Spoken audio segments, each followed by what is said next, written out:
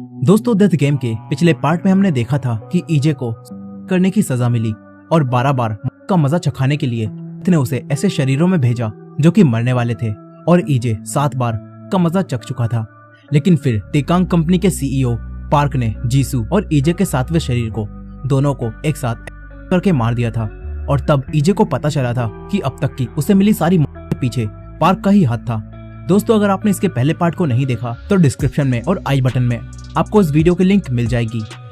उस वीडियो को देखना मत भूलिएगा, आपको जरूर मजा आएगा।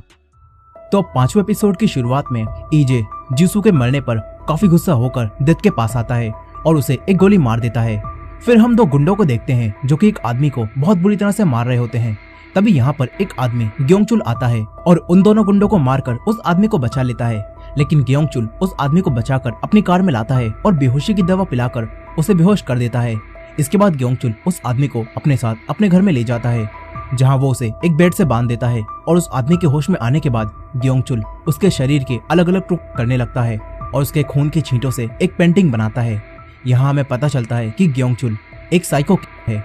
इस तरफ ईजे को पार्क और डेथ पर बहुत ही गुस्सा आता है क्योंकि उसे लगता है कि डेथ की वजह से ही जीसू मरी है और ईजे ने इसी वजह से डेथ को गोली मार दी थी। फिर वो पार्क से बदला लेने के लिए अपने आप को भी गोली मारने लगता है ताकि वो पहले की तरह किसी और के शरीर में चला जाए और पार्क को मार डाले।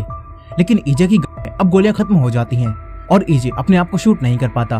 तभी डेथ उसके पास आती है, जिसे गोली लगने से कुछ भी फर्क नहीं पड़ा था। ये देखकर ईजे डेथ से कहता है कि मेरी सारी मौतों के पीछे पार्क का ही हाथ था और मैंने तुम्हें जीसू की बुक पढ़ते हुए भी देखा था। इसका मतलब है कि तुमने ही जीसू को मरवाया है। मगर तभी डेथ ईजे के सामने जीसू के रूप में आ जाती है और उसे बताती है कि मैं जीसू की बुक इसलिए पढ़ रही थी क्योंकि वो जल्दी ही मरने वाली थी और मैं ये देखना चाहती थी कि क्या जीसू भी तुम्हारी तरह सजा की हकदार है या फिर नहीं। और जीसू की मौत उसी जगह पर तय थी, तो इसमें मेरी या फिर तुम्हारी कोई भी गलती नहीं है। ये सुनने के बाद ईजे पार्क से बदला लेने के लिए डेथ से अपने आप को गोली मारने के लिए कहता है। लेकिन डेथ उससे कहती है कि अगर तुमने अपने हाथों से पार्क को मारने की कोशिश की तो मैं बीच में आऊंगी और तुम्हें डायरेक्ट नर्क में डाल दूंगी। ये सुनकर ईजे को अब कोई भी फर्क नहीं पड़ता, वो पार्क को किसी भी हाल में मारना चाहता था। इसके बाद डेथ ईजे की उस पर चलाई गोली को ही ईजे के मार देती है, जिसके बाद ईजे उसी साइको किलर ग्योंगचुल के शरीर में चला जाता है और ईजे को इस आदमी के बारे में अभी कुछ भी नहीं पता होता। यहीं पर ईजे उसकी बनाई खून की पेंटिंग्स को देखता है जो उसे बहुत अजीब लगती हैं। तभी वही स्टोन ईजे के पास आता है, जिससे ईजे को ग्योंगचुल के बारे में पता चलता है और साथ ही उसे ये पता चलता है कि ग्योंगचुल बचपन से ही बहुत अच्छी पेंटिंग बनाता था, लेकिन कोई भी उसकी पेंटिंग्स को पसंद नहीं करता था। मगर फिर एक दिन ग्योंगचुल एक लड़की को छत से गिरकर मरता हुआ देखता है और फिर उसी की पेंटिंग बना देता है और वो पेंटिंग लोगों को काफी पसंद आती है। इसके बाद ग्योंगचुल लोगों को तरह तरह से मारकर उनके खून से उनकी पेंटिंग बनाने लगा था और उन पेंटिंग्स को सभी लोग बहुत पसंद भी करते हैं। लेकिन कोई भी नहीं जानता कि ग्योंगचुल इन पेंटिंग्स को लोगों को मारकर बनाता है। अब ईजे ग्योंगचुल की ये सारी बातें जानकर काफी डर जाता है। तभी उसे जीसू की मौत का बदला लेने वाली बात याद आती है और वो एक ब्लेड उठाकर अपनी जेब में रखता है। जिसके बाद ईजे उसी जगह पर जाता है जहां जीसू और उसका एक्सीडेंट हुआ था। यहाँ उसे याद आता है कि कैसे पार्क ने एक्सीडेंट करने के बाद अपने असिस्टेंट को उसका इल्जाम लेने के लिए कहा था। पार्क ने उससे कहा था कि इसका इल्जाम तुम अपने सर पर ले लो, बदले में मैं तुम्हें काफी सारे पैसे दूंगा। जिसके बाद उसके असिस्टेंट ने कार में लगी हुई कैमरे की चिप को यहीं पर एक गटर में फेंक दिया था और एक्सीडेंट का इल्जाम अपने सर पर ले लिया था। यहीं पार्क ने जीसू के पास से उसका वही पेन उठाया था जिसे ईजे ने उसे गिफ्ट किया था और इस पर जीसू का नाम भी लिखा था। पार्क उस पेन को भी उसी गटर में फेंक देता है। प्रेजेंट टाइम में ईजे उस चिप और पेन को उस जगह से बाहर निकाल लेता है और फिर पार्क के ऑफिस में जाता है। लेकिन ऑफिस में काम करने वाली एक लेडी ईजे को बताती है कि पार्क आज किसी मीटिंग में गए हुए हैं और वो आज ऑफिस नहीं आएंगे। ये सुनने के बाद ईजे बाहर चला जाता है। इस तरफ पार्क अपनी कंपनी के सभी वर्कर्स के साथ एक मीटिंग करता है, जहां एक आदमी पार्क के दिमाग का टेस्ट करने के लिए उससे कुछ सवाल पूछता है ताकि वो ये पता लगा सके कि पार्क एक साइको किलर है या फिर नॉर्मल इंसान। पार्क उन सभी सवालों का जवाब आसानी से दे देता है और सबको पता चलता है कि पार्क असल में एक नॉर्मल इंसान है। ये जानकर सभी लोग तालियां बजाने लगते हैं। वहीं ईजे उसका ये इंटरव्यू टीवी पर देखता है, तभी उसकी नाक से खून आने लगता है और ईजे जमीन पर गिर जाता है। इसके बाद ईजे एक डॉक्टर के पास जाता है और उसे पता चलता है कि उसे कैंसर है, वो भी लास्ट स्टेज का, जिसका कोई इलाज भी नहीं हो सकता। साथ ही डॉक्टर ईजे को ये भी बताते हैं कि अब उसके पास सिर्फ 1 महीने का टाइम ही बचा हुआ है। ये सुनने के बाद ईजे हॉस्पिटल से बाहर जाता है। तभी उसकी पेंटिंग गैलरी से उसके पास एक फोन आता है, जहां एक लेडी उसे बताती है कि टेकांग कंपनी के सीईओ पार्क आपसे एक पेंटिंग खरीदने के सिलसिले में मिलने आए हुए हैं। ये सुनने के बाद ईजे तुरंत ही पार्क से मिलने पेंटिंग गैलरी में जाता है। यहाँ पर पार्क ईजे यानी कि ग्योंगचुल से उसकी पेंटिंग्स के बारे में पूछता है, जिस पर ईजे उसे बताता है कि ये पेंटिंग्स मैंने 5 लोगों को मारकर उनके खून से बनाई हैं। जिस तरह तुम लोगों को मारते हो उसी तरह मैं भी लोगों को मारता हूँ। ये बात सुनकर पार्क हैरान रह जाता है। तभी ईजे उससे कहता है कि अरे मैं तो मजाक कर रहा था। इसके बाद पार्क पेंटिंग्स को देखने लगता है। यहीं ईजे पार्क को अपने सामने देखकर उसे मारने के बारे में सोचता है, लेकिन तभी उसे डेथ की वही बात याद आती है जहाँ डेथ ने उससे कहा था कि अगर तुमने किसी को भी मारने की कोशिश की तो मैं बीच में आकर तुम्हें नरक में डाल दूंगी। ये सोचकर ईजे पार्क को मारने से रुक जाता है। यहीं पार्क ईजे से एक पेंटिंग को खरीदने के बारे में कहता है। इस पर ईजे उससे कहता है कि मैं इस पेंटिंग को खुद आपके घर देने आऊंगा और फिर आपको मेरे स्टूडियो भी आना होगा जहाँ मैं आपके लिए एक खास पेंटिंग बनाऊंगा। ये बात सुनने के बाद पार्क यहाँ से चला जाता है। पार्क अब एक चर्च में जाता है जहाँ पर उसके डैड उसके भाई की आत्मा की शांति के लिए प्रेयर कर रहे होते हैं। तभी हमें पास्ट का एक सीन दिखाया जाता है जहाँ पार्क का भाई जिनते उसे बताता है कि मैं जानता हूँ कि तुमने बचपन में हमारी नौकरानी के बच्चे को मारने की कोशिश की थी और उस घटना को भुलाने के लिए ही तुम रोज की गोलियां लेते हो जो कि तुम अपने पेन के अंदर छुपा कर रखते हो। साथ ही जिनते पार्क को ये भी बताता है कि मैंने तुम्हारी ये बात डैड को बता दी थी और इसी वजह से उन्होंने तुम्हें छोड़कर मुझे सीईओ बनाने का फैसला किया। ये बात सुनकर पार्क गुस्से में आ जाता है और यहाँ हमें पता चलता है कि पार्क ने इसी वजह से अपने भाई जिनते को प्लेन में आग लगवाकर मरवाया था। अब कहानी प्रेजेंट में आती है और पार्क चर्च से बाहर निकलकर अपनी कार के पास जाता है। तभी उसके असिस्टेंट की उसके पास कॉल आती है और वो उसे बताती है कि आज जो मीटिंग में आपसे सवाल पूछे गए थे वो आपके पिता के कहने पर पूछे गए थे। ये जानकर पार्क को गुस्सा आने लगता है। वो समझ जाता है कि उसके डैड को उस पर शक हो गया है। वो अपने पेन में से उसी ड्रग की गोली निकालकर उसे खा लेता है और नशे में होने के बाद वो अपनी कार को काफी तेज ड्राइव करने लगता है। उसे इतनी तेज कार चलाते हुए 2 डिटेक्टिव जी ह्योंग और जीहुन देखते हैं और पार्क का पीछा करने लगते हैं। ये देखकर पार्क अपनी कार को एक कंस्ट्रक्शन ब्रिज पर ले जाता है जहाँ आगे जाने का रास्ता खत्म हो जाता है और उसे अपनी कार रोकनी पड़ती है। तभी डिटेक्टिव जीहुन पार्क के पास जाता है और उसे नशे में देखकर कार से बाहर निकलने के लिए कहता है, मगर पार्क गुस्से में आकर अब पुलिस कमिश्नर को कॉल करने लगता है। यही डिटेक्टिव जी ह्योंग अपने जूनियर जीहुन को बताते हैं कि ये पार्क है तेकांग कंपनी के सीईओ, इसीलिए इन्हें जाने दो। मगर जीहुन ऐसा नहीं करता। वो कहता है कि कानून सबके लिए एक है। लेकिन तभी पार्क जीहुन के पुलिस कमिश्नर से बात करता है और जीहुन के पुलिस कमिश्नर उससे कहते हैं कि पार्क से माफी मांगो और इसे जाने दो। इसके बाद जीहुन को पार्क से माफी मांगनी पड़ती है, मगर अब पार्क उसे मारने लगता है जिससे जीहुन जमीन पर गिर जाता है और पार्क उसके ऊपर कुछ पैसे फेंकता है। यहीं पर जी ह्योंग पार्क को ऐसा करने से नहीं रोक पाता। यहाँ हमें पता चलता है कि जी ह्योंग एक डरपोक डिटेक्टिव है। वहीं पार्क जी ह्योंग को चुप खड़ा देखकर उस पर हंसता है और कहता है कि तुम जैसे डरपोक लोग ही बिल्कुल सही हैं, और ये कहकर वो यहाँ से चला जाता है। वहीं ईजे जो कि ग्योंगचुल के शरीर में था वो अब पार्क के घर के बाहर आकर खड़ा हो जाता है। तभी यहाँ पर पार्क आता है और ईजे से पूछता है कि तुम मेरे घर के बाहर आखिर क्या कर रहे हो, जिस पर ईजे उससे कहता है कि मैं यहाँ तुमसे मिलने आया हूँ। वो अपने जूतों को पार्क की कार पर रखता है और उन्हें साफ करने लगता है। उसे ऐसा करते हुए देखकर पार्क को गुस्सा आ जाता है और वो उसे पंच मारकर नीचे गिरा देता है और कहता है कि यहाँ से चले जाओ। लेकिन ईजे उठता है और पार्क के मुंह पर थूक देता है। ये देखकर पार्क को अब बहुत गुस्सा आ जाता है। वो ईजे को मारने की कोशिश करता है, लेकिन ईजे पार्क के नशे में होने की वजह से उसे आराम से मारने लगता है। और अब पार्क को और भी गुस्सा आता है। वो अपनी कार में से एक गन निकाल लेता है और ईजे की पीठ पर गोली मारता है, जिससे ईजे वहीं जमीन पर गिर जाता है। पार्क उसके पास जाता है। तभी ईजे उठता है और पार्क पर हमला करके उसकी कार में बैठ जाता है और कार से उसका ही एक्सीडेंट करने लगता है। लेकिन पार्क कार से बच जाता है, मगर उसकी गन जमीन पर गिर जाती है। ये देखकर ईजे कार से उतरता है और गन को उठा लेता है। तभी पार्क ईजे से पूछता है कि तुम मेरी गोली से आखिर कैसे बच गए, जिस पर ईजे अपनी शर्ट उतारता है और उसे बुलेट प्रूफ जैकेट दिखाता है और फिर पार्क को बांधकर उसी जगह पर ले जाता है जहाँ पर ग्योंगचुल सभी लोगों को मारकर उनकी पेंटिंग बनाता था। ईजे पार्क को बताता है कि मैंने इस जगह पर 15 लोगों को मारा है और अब मैं तुम्हें भी यहीं पर मारूंगा। ईजे पार्क को बेड से बांधकर मारने की तैयारी करने लगता है, लेकिन तभी अचानक से कैंसर होने की वजह से उसे चक्कर आते हैं और वो बेहोश हो जाता है। इसके बाद जब ईजे को होश आता है तो तब वो अपने आप को बेड से बंधा देखता है और पार्क उसके पास आता है और फिर उसे बताता है कि तुम अकेले नहीं हो जिसने इतने सारे मर्डर्स किए हैं, बल्कि मैं भी कई सारे मर्डर्स कर चुका हूँ। कहानी अब 7 साल पीछे जाती है, जहाँ हम देखते हैं कि पार्क की कार से एक आदमी का एक्सीडेंट हो गया था और वो आदमी कोई और नहीं बल्कि वही होता है जो ईजे को अपने पहले इंटरव्यू के समय एक्सीडेंट से मरता हुआ दिखा था और जिस वजह से ईजे सही ढंग से इंटरव्यू नहीं दे पाया था और फेल हो गया था। यहाँ पार्क भी अपनी कार से उतरकर उसी आदमी के पास जाता है और वो मरता हुआ आदमी पार्क से मदद मांगता है। ये देखकर पार्क को काफी खुशी होती है और उसे एक अलग ही एहसास होता है। इसके बाद कहानी वापस प्रेजेंट में आती है, जहाँ पार्क ईजे यानी ग्योंगचुल को ये सब बताता है और कहता है कि फिर उस दिन के बाद से ही मैंने बहुत से लोगों का एक्सीडेंट किया, पर किसी ने भी मुझसे उस तरीके से मदद नहीं मांगी और मुझे वो एहसास दोबारा कभी भी नहीं मिला। साथ ही पार्क ईजे को ये भी बोलता है कि जब मैंने यहाँ आकर ये देखा कि तुम कैसे लोगों को काट कर मारते हो, तो तब मेरा भी मन उन्हें ऐसे ही मारने का करने लगा। इससे हमें पता चलता है कि पार्क भी एक साइको किलर है जिसने बहुत से लोगों की जान ली है। पार्क अब ईजे के शरीर को काटने लगता है और ईजे से माफी मांगने के लिए कहता है, लेकिन ईजे कुछ भी नहीं करता और पार्क के मुंह पर दोबारा से थूक देता है और हंसने लगता है। लेकिन अब इससे पार्क को और भी गुस्सा आ जाता है और वो ईजे के पैर काट देता है। फिर वो ईजे के पूरे शरीर के कई टुकड़े कर देता है, जिससे ईजे को बहुत दर्द होता है और वो मर जाता है।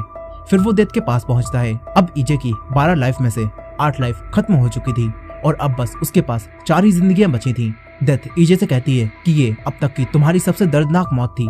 डेथ ईजे से ये भी बोलती है कि तुम लकी हो, अगर तुम पार्क को मारते तो मैं बीच में आकर तुम्हें नरक में डाल देती। ये बात सुनकर ईजे जोर जोर से हंसने लगता है, जिससे डेथ समझ जाती है कि ईजे ने पार्क को फंसाने के लिए ही जानबूझकर अपने आप को मरवाया है। तभी पीछे का एक सीन दिखाया जाता है, जहाँ ईजे को जब पार्क काट रहा होता है तो यहाँ पूरी जगह पर अंडरग्राउंड कैमरे लगे होते हैं, जिनके बारे में सिर्फ ईजे ही जानता है। और अब उन कैमरों में पार्क की मर्डर की वीडियो रिकॉर्ड हो जाती है। यही कुछ समय पहले ईजे के पैर काटने के बाद पार्क उससे कहता है कि तुमने सोचा भी नहीं होगा कि मैं तुम्हारा ये हाल करूंगा। मगर ईजे उससे कहता है कि मुझे ये पता था कि तुम मेरा यही हाल करोगे, क्योंकि मुझे पता है कि तुमने अपने भाई जिंते को भी इतनी ही बुरी तरह से मरवाया था। जिंते का नाम सुनकर पार्क हैरान रह जाता है और ईजे से पूछता है कि तुम्हें ये सब कैसे पता चला। इस पर ईजे उससे कहता है कि उस समय पर तुम्हारे भाई के शरीर में मैं भी मौजूद था। यहाँ पार्क के अपने भाई को मारने की बात भी कैमरे में रिकॉर्ड हो जाती है। फिर सीन वापस ईजे पर शिफ्ट होता है, जहाँ ईजे डेथ से अपनी नई जिंदगी मांगता है और बोलता है कि अब मुझे जाकर पार्क से बदला लेना है। लेकिन डेथ कहती है कि अगर तुमने ऐसा किया तो तुम्हें इससे भी कड़ी सजा मिलेगी। मगर ईजे कहता है कि मुझे अब सजा की कोई भी परवाह नहीं है, मैं अब तुम्हारे इस गेम में नियम तोड़कर तुम्हें ही हरा दूंगा। ये बात सुनकर डेथ ईजे को गोली मार देती है। फिर ईजे की आत्मा उसी डिटेक्टिव जी ह्योंग के शरीर में जाती है, जो कि एक चोर के पीछे भाग रहा होता है। तभी चोर ईजे के ऊपर चाकू तान लेता है। ये देखकर ईजे उससे डरकर भागने लगता है, लेकिन तभी जी ह्योंग का जूनियर डिटेक्टिव यानी कि वही आदमी जीहून आता है और वो चोर को मारकर नीचे गिरा देता है और फिर अपने ही सीनियर पर चिल्लाने लगता है। वो कहता है कि आप एक डिटेक्टिव होकर भी एक चोर से डरकर भाग रहे हो। तभी वही स्टोन ईजे के पास आता है और उससे ईजे को जी ह्योंग के बारे में सब कुछ पता चलता है। ईजे को पता चलता है कि जी ह्योंग के डैड एक बहुत ही अच्छे पुलिस ऑफिसर थे और वो अपनी ड्यूटी करते वक्त मारे गए। इसके बाद जी ह्योंग ने भी अपने डैड की तरह ही एक डिटेक्टिव बनने का फैसला किया, लेकिन जब वो डिटेक्टिव बन गया और उसने अपनी माँ को ये बात बताई तो वो परेशान हो गई। उन्हें लगा कि कहीं उनका बेटा भी उनके हस्बैंड की तरह ना मारा जाए। इसीलिए जी ह्योंग की माँ ने उससे कहा कि मुझसे वादा करो, तुम हमेशा अपना ध्यान रखोगे और अपनी डैड की तरह नहीं मरोगे। जी ह्योंग ने ना चाहते हुए भी अपनी मॉम से वो वादा कर दिया और इसी वजह से वो किसी भी खतरनाक केस में नहीं पड़ता और गुंडों को पकड़ने की बजाय अपनी जान को पहले बचाता है। लेकिन इसी वजह से सभी लोग उसे डरपोक समझते हैं। ईजे ये सारी बातें जान जाता है। तभी उसे वही लड़का दिखता है जो तेसांग की जिंदगी में उसके साथ जेल में था, जिसने बाहर आने के बाद तेसांग को पैसों के लिए मार दिया था। वो लड़का अब एक दूसरे लड़के को पैसों के लिए पीट रहा होता है। तभी जी ह्योंग यानी कि ईजे उसके पास जाता है और उसे रुकने को बोलता है, पर वो लड़का ईजे से कहता है कि तू कौन है बे। इस पर ईजे उससे कहता है कि मेरा चेहरा बदल गया है, पर मैं वही तेसांग हूँ जिसके साथ तुम जेल में थे। ये बात सुनकर वो लड़का ईजे को बोलता है कि तेसांग को तो मैंने मार दिया था। तभी यहाँ पर खड़े हुए लोग इन सारी चीजों को रिकॉर्ड करने लगते हैं। ये देखकर उस लड़के को बहुत गुस्सा आ जाता है और वो ईजे पर हमला करता है, लेकिन ईजे उसे आराम से मारकर नीचे गिरा देता है। फिर यहाँ पर पुलिस आती है और उस लड़के को पकड़ कर ले जाती है। यहीं मौजूद सभी लोग ईजे को ऐसा करते देख उसके लिए तालियां बजाते हैं। फिर कुछ समय बाद जी ह्योंग यानी कि ईजे की उसी गुंडे को पकड़ने वाली वीडियो वायरल हो जाती है और स्टेशन में सभी लोग ईजे यानी कि जी ह्योंग की लड़ाई वाली वीडियो देखकर हैरान रह जाते हैं और कहते हैं कि जी ह्योंग लड़ भी सकता है, ये तो हमें पता ही नहीं था। उन्हें इस चीज पर बिल्कुल भी यकीन नहीं होता। तभी ईजे यानी कि जी ह्योंग अपने जूनियर के साथ उसी पेंटिंग बनाने वाली जगह पर जाता है जहाँ पार्क ने ग्योंगचुल को मारा था। दूसरी तरफ पार्क को ईजे यानी कि ग्योंगचुल को मारकर काफी अच्छा लग रहा होता है और उसे वही एहसास दोबारा चाहिए था। इसीलिए वो अपनी असिस्टेंट को भी वहाँ ले जाने लगता है ताकि वो उसे भी उसी तरह काट कर मार सके। इस तरफ ईजे उस जगह पर पहुंचता है और पार्क के मर्डर की रिकॉर्डिंग वाली वीडियोस को अपनी पेन ड्राइव में डालकर बाकी वीडियोस को डिलीट कर लेता है ताकि वो वीडियोस किसी ऐसे ऑफिसर के हाथ ना लग जाएं जो कि पार्क से मिला हो। लेकिन यही उसका जूनियर उसे ऐसा करते हुए देख लेता है। इसके बाद ईजे पुलिस को भी इस जगह के बारे में बता देता है और फिर सबको पता चलता है कि ग्योंगचुल एक साइको किलर था जिसने इस जगह पर कई सारे लोगों को मारा था। फिर ग्योंगचुल की तलाश शुरू कर दी जाती है और इस जगह को पूरी तरह से सील कर दिया जाता है। यही ईजे का सीनियर ऑफिसर ईजे को ऐसे केस सॉल्व करने के लिए बहुत शाबाशी देता है।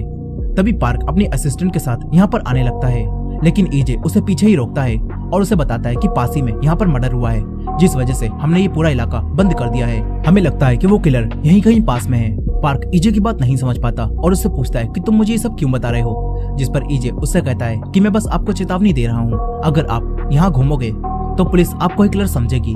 ईजे यानी कि जी ह्योंग पार्क के असिस्टेंट से उसका नाम पूछता है और बोलता है कि हम यहाँ से गुजरने वाले सभी लोगों का रिकॉर्ड रख रहे हैं क्योंकि पता नहीं कौन किलर हो। ईजे की ये बात सुनकर पार्क को जी ह्योंग पर शक हो जाता है कि ये कुछ तो जानता है, लेकिन वो जी ह्योंग यानी कि ईजे से कुछ भी नहीं कह पाता और यहाँ से चला जाता है। फिर ईजे यानी कि जी ह्योंग इतना बड़ा केस सॉल्व करने की वजह से काफी फेमस हो जाता है। तभी पार्क न्यूज पर जी ह्योंग की खबर सुनता है और अपने एक आदमी को कॉल करता है और ये आदमी कोई और नहीं बल्कि उसी गैंग का लीडर था जिसमें जूहुन काम करता था और जिसके पैसे जूहुन चुरा कर ले गया था। यहाँ हमें पता चलता है कि पार्क मर्डर के अलावा भी बहुत सारे क्राइम्स करता है और वो इसी गैंग की मदद से अपने सारे क्राइम्स को छुपा लेता है। पार्क अब इस आदमी से कहता है कि ग्योंगचुल की बॉडी को तुमने ठिकाने लगा दिया था ना, जिस पर वो आदमी कहता है कि हाँ, हमने ग्योंगचुल की बॉडी को वहाँ से हटा दिया था। यहाँ पर पार्क उस आदमी से कहता है कि मुझे इस डिटेक्टिव पर शक हो गया है, शायद ये कुछ तो जानता है, इसीलिए इसे भी मार दो। वो आदमी कहता है कि आपका काम हो जाएगा। इस तरफ जी ह्योंग यानी कि ईजे बिना किसी पुलिस ऑफिसर को बताए पार्क के मर्डर वाली वीडियोस को एक रिपोर्टर को दे देता है और उससे न्यूज में इन्हें टेलीकास्ट करने के लिए कहता है ताकि पूरे देश के सामने पार्क का असली चेहरा सामने आ जाए और वो अपने क्राइम्स को ना छुपा पाए। फिर ईजे वापस पुलिस स्टेशन जाता है जहाँ पर उसका जूनियर उससे पूछता है कि तुम उस दिन अपनी पेन ड्राइव में क्या कॉपी कर रहे थे और फिर तुमने उन वीडियोस को डिलीट क्यों कर दिया, आखिर उसमें क्या था।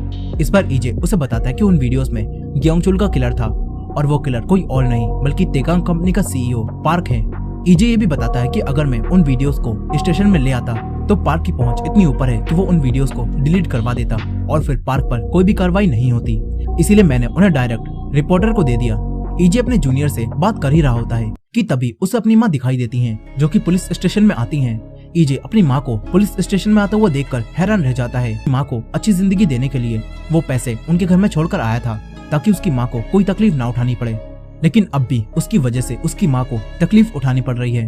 अब ईजे अपनी माँ के पास जाता है और उन्हें गलती से माँ कहकर पुकार लेता है। ईजे की माँ चौंक जाती हैं। तभी ईजे उनसे कहता है कि मुझे आपका नाम नहीं पता था, इसीलिए मैंने आपको माँ कहा।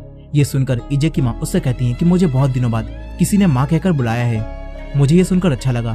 तभी ईजे की नजर अपनी माँ के शूज पर जाती है जिनके शूलेस खुले होते हैं। ईजे उन्हें बांधने लगता है और वो देखता है कि उसकी माँ अभी भी वही शूज पहन रही हैं जिन्हें ईजे ने उन्हें गिफ्ट किया था। ईजे अपनी माँ से कहता है कि आपको ये शूज बदल लेने चाहिए, अब ये पुराने हो गए हैं। लेकिन ईजे की माँ जी ह्योंग को बताती हैं कि जब भी मैं इन शूज को पहनती हूँ तो मुझे लगता है कि मेरा बेटा ईजे मेरे साथ है। ये बात सुनकर ईजे उदास हो जाता है और अपनी माँ से पूछता है कि आप उन पैसों के बैग को अपने पास भी रख सकती थी, लेकिन आपने उन पैसों के बारे में पुलिस को क्यों बताया। जिस पर उसकी माँ बोलती है कि मुझे लगता है कि मुझे मेरे बेटे को ना बचा पाने की सजा मिल रही है। वो कहती हैं कि मेरा बेटा मेरे लिए इन पैसों से बढ़कर था, इसीलिए मुझे इन पैसों की अब कोई भी जरूरत नहीं है। ये बोलकर वो यहाँ से चली जाती हैं। ईजे समझ जाता है कि उसकी माँ गिल्ट में जी रही हैं और उन्हें ऐसा लग रहा है कि कहीं ना कहीं उनकी गलतियों की वजह से ही ईजे ने अपनी जान ली है। अब ये बात जानकर ईजे को बहुत रोना आता है। इसके बाद ईजे अपनी माँ के घर जाता है और उनके घर के बाहर उनके लिए कुछ खाने पीने का सामान रखता है और वहीं छुप जाता है। फिर उसकी माँ सामान को देखती है और उन्हें उसमें एक लेटर मिलता है जिसमें लिखा होता है कि आपको अपने खाने पीने का ध्यान रखना चाहिए। ये पढ़कर ईजे की माँ उस खाने को उठाती हैं और घर के अंदर चली जाती हैं। यहीं ईजे दूर से खड़ा होकर ये सब देख रहा होता है। अब तभी ईजे के पास उसी गैंग का एक आदमी आता है जिसे पार्क ने जी ह्योंग को मारने के लिए कहा था और वो आदमी जी ह्योंग यानी कि ईजे के चाकू मार देता है। वहीं दूसरी तरफ पार्क को दिखाया जाता है जो कि अपने घर में होता है। तभी उसे टेबल पर रखा हुआ एक पैकेट दिखता है। पार्क उसे खोलता है तो देखता है कि उसके अंदर उसी समय की तस्वीरें हैं जब उसने जीसू और जांग का एक्सीडेंट किया था। ये देखकर पार्क समझ जाता है कि उसके डैड उस पर नजर रखवा रहे हैं और उन्हें कहीं ना कहीं शक हो गया है कि मैंने ही जिंते को मरवाया है। अब तभी यहाँ पर पार्क के डैड आते हैं। पार्क अपने डैड से कहता है कि आप मुझ पर नजर क्यों रखवा रहे हो। इस पर उसके डैड उससे कहते हैं कि मैं तुम्हारा पिता हूँ और पिता होने के नाते तुम्हें सुधारना ही मेरा काम है। लेकिन पार्क को अब गुस्सा आ जाता है और वो अपने डैड को ही धमकी देता है और यहाँ से चला जाता है। पार्क अब अपनी कार में आता है और फिर से बहुत तेज ड्राइव करता हुआ एक एक करके कई सारी कारों को रुकवाता है और उनके अंदर बैठे लोगों को जान से मार देता है। फिर वो चर्च में जाता है और जीसस के स्टैचू से कहता है कि आप बस एक कठपुतली हो और जिंदगी और मौत देना मेरे हाथों में है। मैं चाहूँ तो सबको मार दूं और मैं चाहूँ तो सबको जिंदा छोड़ दूं। लेकिन अब तभी उसे न्यूज डायरेक्टर की कॉल आती है और वो उसे बताते हैं कि आज रात को तुम्हारी एक वीडियो टेलीकास्ट होने वाली है जिसमें तुम ग्योंगचुल को मारते हुए दिखाई दे रहे हो। वो आदमी कहता है कि अब उसे रोक पाना बहुत मुश्किल है। ये जानने के बाद पार्क उसी किलर गैंग के लीडर को कॉल करता है ताकि वो उस रिपोर्टर को मरवा सके जिसके पास वो वीडियोस मौजूद है। लेकिन अब वो कॉल ईजे उठाता है और हमें पता चलता है कि ईजे के जो चाकू उस आदमी ने मारा था उस समय ईजे उससे बच गया था और ईजे ने अपने साथियों के साथ मिलकर उस पूरी गैंग को पकड़ लिया है। ईजे को कॉल पर देखकर पार्क हैरान हो जाता है और फिर जी ह्योंग यानी कि ईजे से कहता है कि मुझे तुमसे मिलना है। ईजे उससे कहता है कि तुम पुलिस स्टेशन आ जाओ, वैसे भी तुम्हें अब थोड़ी देर में वहाँ पर आना पड़ेगा क्योंकि तुम्हारे किए मर्डर्स अब सबके सामने आने वाले हैं। ये सुनकर पार्क अब काफी गुस्से में आ जाता है। वो ईजे का फोन काटता है और फिर कुछ समय बाद ईजे के पास कमिश्नर के ऑफिस से कॉल आती है और वो ईजे को मिलने के लिए बुलाते हैं। ईजे जब कमिश्नर के पास जाता है तो देखता है कि यहाँ पर पार्क पहले से ही मौजूद है। पार्क कमिश्नर से ऑफिस के बाहर जाने के लिए कहता है और अकेले में ईजे से बात करता है। वो ईजे से कहता है कि अगर तुम अपना केस वापस ले लो तो मैं तुम्हें कमिश्नर बनवा दूंगा। वो ईजे को केस वापस लेने के लिए एक फॉर्म उसे साइन करने को कहता है। ईजे अपनी जेब से वही जीसू वाला पेन बाहर निकालता है और उससे फॉर्म को फाड़ देता है और पार्क से कहता है कि मुझे अब कोई भी दौलत नहीं चाहिए, मैं बस अब तुम्हें अरेस्ट करवाना चाहता हूँ। साथ ही ईजे पार्क से ये भी बोलता है कि अब से थोड़ी देर बाद मैं अपने हाथों से तुम्हें जेल में डालूंगा और ये बोलकर वो कमिश्नर के ऑफिस से बाहर चला जाता है। पार्क को ईजे की ये बात सुनकर बहुत गुस्सा आता है और वो अपने आप को बचाने का प्लान बनाने लगता है। साथ ही वो उसके साथ काम करने वाले एक डिटेक्टिव को भी जी ह्योंग को मारने के लिए बोलता है। यही ईजे स्टेशन में जाकर टीवी ऑन करता है और पार्क की मर्डर वाली न्यूज आने का वेट करने लगता है। लेकिन कुछ समय बाद न्यूज में बताया जाता है एक सीरियल किलर ग्योंगचुल को मार दिया था और उन्होंने अपने आप को पुलिस के हवाले कर दिया है। यहाँ न्यूज में वो वीडियो नहीं दिखाई जाती जिसमें पार्क ने ग्योंगचुल को काट कर मारा था, बल्कि थोड़ी ही वीडियो दिखाई जाती है जिसमें दिखता है कि ग्योंगचुल पार्क को किडनैप करके वहाँ ले गया था और पार्क सारी मीडिया को बताता है कि कुछ दिनों पहले ग्योंगचुल ने मुझे किडनैप किया था और वो मुझे एक अजीब सी जगह पर ले गया था जहाँ पर उसने मुझे बताया कि उसने 15 लोगों को मारा है और तब वहाँ मैंने अपने आप को बचाने की कोशिश की और उसी हाथापाई में ग्योंगचुल मुझसे मर गया। पार्क कहता है कि उसका मरना अच्छा ही हुआ, अगर वो मेरे हाथों नहीं मरता तो वो न जाने कितने और लोगों की जान लेता, इसीलिए मैंने उसे मारकर अच्छा किया। तभी एक न्यूज रिपोर्टर पार्क से पूछता है कि ग्योंगचुल की लाश कहाँ है। इस पर पार्क उससे कहता है कि मैं बचकर भाग गया था और फिर उसकी बॉडी कहाँ गई ये मुझे कुछ भी नहीं पता। पार्क मीडिया और पूरे देश को ये बताने में कामयाब हो जाता है कि उसने ग्योंगचुल को जानबूझकर नहीं मारा है, बल्कि अपने आप को बचाते हुए उसने ग्योंगचुल को मार दिया है। साथ ही पार्क ने मीडिया को ये धमकी भी दी थी कि अगर उन्होंने पार्क के खिलाफ कोई भी वीडियो दिखाई तो वो उनके न्यूज चैनल को बंद करा देगा और उसी डर की वजह से कोई भी न्यूज चैनल वो वीडियोस नहीं दिखाता जिसमें पार्क ग्योंगचुल को मार रहा था। फिर पार्क को अरेस्ट कर लिया जाता है, लेकिन पार्क के कुछ लोग धरने पर बैठ जाते हैं और वो कहते हैं कि पार्क बेगुनाह है और उसने ग्योंगचुल को मारकर अच्छा किया है। जगह जगह प्रोटेस्ट होने लगते हैं और मजबूरन कानून को उनके आगे झुकना पड़ता है और पार्क को कोई भी सजा नहीं होती और वो जेल से बाहर आ जाता है। यहाँ पर उसके असिस्टेंट उसे बताती है कि आज रात काम के सिलसिले में आपको अमेरिका जाना था, क्या आपकी फ्लाइट मैं कैंसिल कर दूं या फिर आप अभी भी अमेरिका जाना चाहते हैं। पार्क कहता है कि मैं अभी भी अमेरिका जाऊंगा।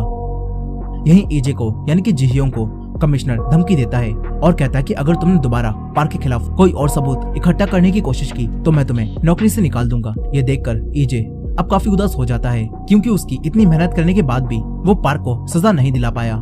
इसके बाद ईजे अपनी कार की तरफ जाने लगता है। तभी पीछे से उसके ऑफिस का एक डिटेक्टिव उसके मुंह पर कपड़ा ढकता है और उसे गाड़ी की डिक्की में बंद करके किडनैप कर लेता है। फिर वो ये खबर पार्क को देता है और पार्क बेफिक्र हो जाता है और अपने अमेरिका से वापस लौटने तक जी ह्योंग को जिंदा रखने के लिए कहता है ताकि पार्क खुद जी ह्योंग को मार सके। फिर पार्क अपने पेन से उसी निकालता है और उसे खाकर अपने प्लेन में सो जाता है। लेकिन थोड़ी देर बाद उसके प्लेन में एक इमरजेंसी सायरन बजने लगता है। पार्क प्लेन के पायलट के पास जाने लगता है। तभी उसे प्लेन में लगी एक स्क्रीन पर एक मैसेज मिलता है जिसमें पार्क ने जिन जिन लोगों का मर्डर किया होता है उन सभी लोगों के नाम लिखे थे और साथ ही ये भी लिखा होता है कि अब तुम्हें उन सभी गुनाहों की सजा मिलेगी। पार्क ये देखकर डर जाता है और पायलट के पास जाता है, लेकिन वो देखता है कि प्लेन में कोई भी पायलट नहीं है और प्लेन ऑटो पायलट पर है। पार्क वहाँ से बाहर आता है और तभी उसे एक मैसेज मिलता है जिसमें वो देखता है कि 30 सेकंड बाद प्लेन में ब्लास्ट हो जाएगा और तुम भी वैसे ही मरोगे जैसे तुमने अपने भाई को मरवाया था। लेकिन पार्क अब ये नहीं समझ पाता कि अब आखिर कौन आ गया है जो कि उसे मारना चाहता है और उसे ये सारी बातें भी पता है। तभी 30 सेकंड की टाइमिंग शुरू हो जाती है। ये देखकर पार्क प्लेन में पैराशूट ढूंढता है और उसे लेकर प्लेन से कूद जाता है। फिर प्लेन में आग लगती है और प्लेन में ब्लास्ट हो जाता है। पार्क उस पैराशूट की मदद से अपनी जान बचा लेता है और एक सड़क पर लैंड करता है। लेकिन तभी ईजे यानी कि जी ह्योंग कार लेकर वहाँ आता है और उससे पार्क को टक्कर मार देता है। इससे पार्क घायल हो जाता है। पार्क ईजे को देखकर हैरान रह जाता है क्योंकि उसने तो ईजे को किडनैप करवा दिया था, तो आखिर ईजे यहाँ पर कैसे आया। फिर हमें कुछ समय पहले का एक सीन दिखाया जाता है जहाँ पर ईजे ने अब अपने पहले मिले सभी शरीरों की यादों और एबिलिटीज को यूज करके पार्क को मारने का प्लान बनाया। सबसे पहले उसने जिंदगी की यादों का इस्तेमाल किया और उसी पेन से वो की गोलियां निकलवा कर दूसरी पिल्स डाल दी। और फिर उसने जुहून की यादों का इस्तेमाल किया और उसे पता था कि जुहून की गैंग का लीडर अपनी सारी चीजों का रिकॉर्ड रखता है, इसलिए उसने पार्क के सारे गलत कामों को भी एक हार्ड ड्राइव में सेव करके रखा था और जी ह्योंग उन्हें भी चुरा लेता है। फिर वो पार्क के इसी प्लेन में बम रखवा देता है। साथ ही हमें ये भी पता चलता है कि जिस डिटेक्टिव ने उसे किडनैप किया था वो बस एक नाटक था जिससे पार्क ईजे से बेफिक्र हो जाए। अब यहाँ ईजे ने उसी हार्ड ड्राइव को दोबारा से मीडिया को दे दिया होता है ताकि पूरे देश के सामने पार्क की सच्चाई आ जाए और सबको पता चले कि कैसे उसने अपने भाई को मरवाया और कैसे उसने और भी लोगों के मर्डर्स किए हैं। यहाँ हमें पता चलता है कि जिस प्लेन में पार्क उड़ रहा था उस प्लेन को जी ह्योंग उड़ा रहा था और फिर वो प्लेन को ऑटो पायलट पर डालकर सियोंग की लैंडिंग करने की एबिलिटी को यूज करके पैराशूट के साथ वहाँ से नीचे कूद गया और इस तरह उसने अपनी जान बचा ली। अब कहानी प्रेजेंट में आती है जहाँ पर ईजे यानी कि जी ह्योंग पार्क को वैसे ही मुंह दबाकर मारने लगता है जैसे पार्क ने जांग का दम घोटकर उसे मारा था। लेकिन तभी यहाँ पर डेथ आ जाती है जो कि ईजे को डायरेक्ट नर्क में फेंकने आई होती है। ये देखकर ईजे अब और जोर से पार्क का मुंह दबाने लगता है। तभी उसकी जेब से जीसू का वही पेन गिरता है और उसे जीसू की वही बात याद आती है जब उसने कहा था कि मैं चाहती हूँ कि इस कहानी का एक अच्छा अंत हो। ईजे समझ जाता है कि अगर वो पार्क को मार देगा तो डेथ उसे नर्क में डाल देगी और इस तरह जीसू की इच्छा पूरी नहीं हो पाएगी। अब जीसू की इच्छा को पूरी करने के लिए ईजे पार्क को मारने से रुक जाता है। तभी डेथ भी यहाँ से चली जाती है। ईजे अब वापस जाने लगता है लेकिन पार्क ईजे को मारने के लिए उसके ऊपर पीछे से हमला करता है, मगर तभी बहुत तेज हवा चलती है और पार्क पैराशूट के साथ उड़ने लगता है और वो एक ट्रक से टकरा जाता है जिससे उसका भी खतरनाक एक्सीडेंट हो जाता है। फिर कुछ समय बाद ईजे उसी आदमी के पास जाता है जिसने पार्क के किए हुए जीसू और जांग के एक्सीडेंट के केस को अपने ऊपर ले लिया था और वो आदमी जेल के अंदर उसी इल्जाम की सजा काट रहा होता है। ईजे उस आदमी को वही मेमोरी कार्ड दिखाता है जिसके अंदर ये सबूत है कि उस एक्सीडेंट को इस आदमी ने नहीं बल्कि पार्क ने किया था। वो आदमी ये देखकर काफी खुश हो जाता है और सोचता है कि अब वो यहाँ से आजाद हो जाएगा, लेकिन ईजे उसके सामने ही वो मेमोरी कार्ड तोड़ देता है। ये देखकर उस आदमी को गुस्सा आ जाता है और वो कहता है कि मैं तुम्हें मरवा दूंगा, मगर ये सुनकर ईजे उससे वही बात बोलता है जो उसने तब उससे बोली थी जब ईजे तेसांग के शरीर में था। ईजे उसे कहता है कि मुझे मारने की धमकी मत दो, मैं चाहूँ तो तुम्हें अंदर ही मरवा सकता हूँ। ईजे उस आदमी से कहता है कि अब तुम्हें भी वैसे ही जेल में सजा काटनी होगी जैसे तुम दूसरों को सजा कटवाते थे, और ये बोलकर ईजे यहाँ से चला जाता है। फिर सभी लोगों को पता चल जाता है कि पार्क ने कितने सारे मर्डर्स किए हैं और पार्क के किए गए सारे मर्डर्स की वीडियोस असली हैं। साथ ही साथ उन बड़े ऑफिसर्स का भी नाम सामने आ जाता है जो कि पार्क के साथ मिले हुए थे और उसकी मदद कर रहे थे, और अब उन सभी ऑफिसर्स को सस्पेंड कर दिया जाता है। यही पार्क के डैड बदनामी की वजह से अपनी कंपनी से इस्तीफा दे देते हैं। फिर पार्क को दिखाया जाता है जिसकी दोनों टांगे एक्सीडेंट में कट चुकी थी। यहाँ ईजे हॉस्पिटल में उससे मिलने आता है और पार्क की ऐसी जिंदगी देखकर बहुत खुश होता है। फिर ईजे उसी जगह जाता है जहाँ पर जीसू की अस्थियां रखी हुई थी। ईजे जीसू की फोटो को देखता है और जीसू को रोकर याद करने लगता है, बिल्कुल उसी तरह जैसे जीसू ईजे के मरने के बाद उसकी फोटो के पास आकर उसे याद करती थी। फिर कुछ समय बीत जाता है। ईजे अब इसी डिटेक्टिव जी ह्योंग की बॉडी में रहकर डिटेक्टिव की जिंदगी जीना शुरू कर देता है और अपनी मौत आने का इंतजार करने लगता है। ईजे रोज मुजरिमों को ढूंढता है और उन्हें पकड़ता है और धीरे धीरे उसे ऐसा लगने लगता है कि वो शुरू से ही एक डिटेक्टिव था। तभी एक दिन कुछ गुंडों से हाथापाई में ईजे और उसके जूनियर को चोट लग जाती है। ईजे अपने जूनियर को हॉस्पिटल लेकर जाता है जहाँ पर उस जूनियर डिटेक्टिव की बेटी और वाइफ उससे मिलने आती हैं और वो उसे घायल देखकर रोने लगती हैं। ईजे ये सब देखता है और उसकी बेटी को चुप कराने के लिए अपने साथ हॉस्पिटल से बाहर ले जाता है। यहाँ उसकी बेटी ईजे को बताती है कि मेरे डैड जब भी काम पर जाते हैं तो उन्हें हमेशा ही चोट लग जाती है और मैं चाहती हूँ कि उन्हें चोट लगना बंद हो जाए। ये सुनकर ईजे जब उस बच्चे को उदास देखता है तो उससे कहता है कि मैं तुमसे वादा करता हूँ अब से तुम्हारे डैड को चोट नहीं लगेगी और मैं उन्हें चोट नहीं लगने दूंगा। ये सुनकर वो बच्ची खुश हो जाती है। फिर वो बच्ची ईजे की लगी चोट को देखती है और उससे कहती है कि आपको अपना भी ख्याल रखना होगा। फिर ईजे उसे उसके माँ बाप के पास वापस लाता है। यहाँ ईजे उन तीनों को एक साथ देखता है और सोचता है कि अगर मैं सुसाइड नहीं करता और मरा नहीं होता तो मेरी भी एक फैमिली होती जिसके साथ मैं खुश होता। खैर कुछ दिनों बाद ईजे और उसका जूनियर जब एक क्रिमिनल का पीछा कर रहे होते हैं तो तभी वो आदमी भागता हुआ एक बिल्डिंग की छत पर चला जाता है। ईजे और जूनियर डिटेक्टिव उसका पीछा करते हुए छत पर जाते हैं, लेकिन तभी वो आदमी ईजे और उसके जूनियर के दोनों के एक एक गोली मार देता है। वो आदमी जूनियर डिटेक्टिव के एक और गोली मारने वाला था। तभी ईजे को याद आता है कि उसने उसकी बेटी से वादा किया था कि वो उसके डैड को चोट नहीं लगने देगा, और इसीलिए ईजे उस क्रिमिनल के साथ छत से नीचे कूद जाता है, जिससे अब ईजे की मौत हो जाती है। अब ईजे के पास बस 3 ही जिंदगियां बची थी। ईजे फिर से डेथ के पास पहुंच जाता है, जहां डेथ उसे बताती है कि तुम्हारे मरने का अभी समय नहीं आया था, पर तुमने अपनी जान ले ली। इस पर ईजे डेथ से कहता है कि मैंने एक बच्ची से वादा किया था और उस वादे को निभाने के लिए ही मैंने ऐसा किया है। ये सुनकर डेथ हंसने लगती है और बोलती है कि आखिर तुम्हारी पहचान क्या है? कोई भी नहीं जानता कि तुमने ऐसा किया। सब लोग समझते हैं कि उस डिटेक्टिव जी योंग ने अपनी जान दी है। ये बोलकर डेथ ईजे के एक और गोली मार देती है और ईजे इस बार एक भिखारी के शरीर में पहुंच जाता है। ईजे टीवी में उसी डिटेक्टिव जी योंग के मरने की न्यूज को देखता है और उसे पता चलता है कि वो सारे काम जो कि ईजे ने किए थे उसकी तारीफ जी योंग को मिल रही है। अब ईजे उसी भिखारी के रूप में डिटेक्टिव जी योंग के फ्यूनरल में जाता है, जहाँ पर उसे बहुत बड़े बड़े लोगों के भेजे हुए फूल दिखाई देते हैं। ये देखकर ईजे को बहुत अच्छा लगता है, क्योंकि वैसे भी ईजे ने ही वही सारे काम किए थे।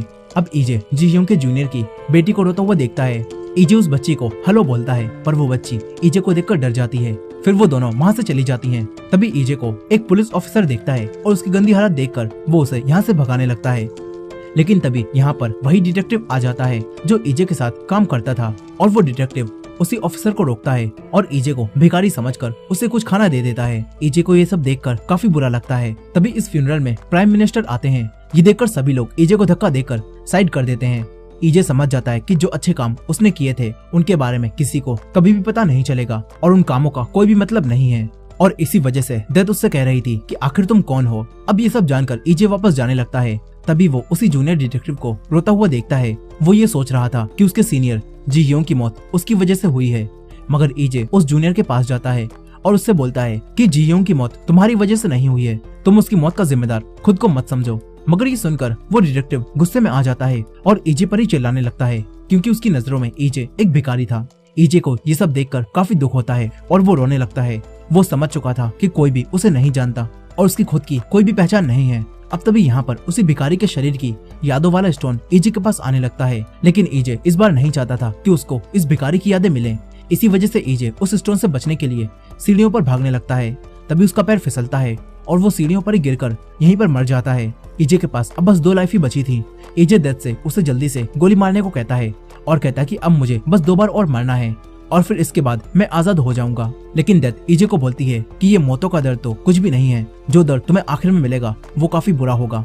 इतना बोलकर डेथ ईजे की गोली मार देती है। इसके बाद ईजे की आत्मा जिस आदमी के शरीर में जाती है वो आदमी वही होता है जिसे 7 साल पहले ईजे ने इंटरव्यू देने जाते समय मरते हुए देखा था। यहाँ अब उसी स्टोन से ईजे को पता चलता है कि ये आदमी बिल्कुल वैसी ही जिंदगी जी रहा था जैसी ईजे जीना चाहता था, और इस आदमी के पास एक अच्छी नौकरी भी थी और एक अच्छा परिवार भी था। लेकिन फिर एक दिन उसकी नौकरी चली गई और फिर उसकी वाइफ ने भी उसे डाइवोर्स दे दिया और इसके बच्चे को लेकर दूर चली गई, और अब ये आदमी बहुत अकेला हो चुका है और ये आदमी भी ईजे की तरह ही मरने के लिए जा रहा था।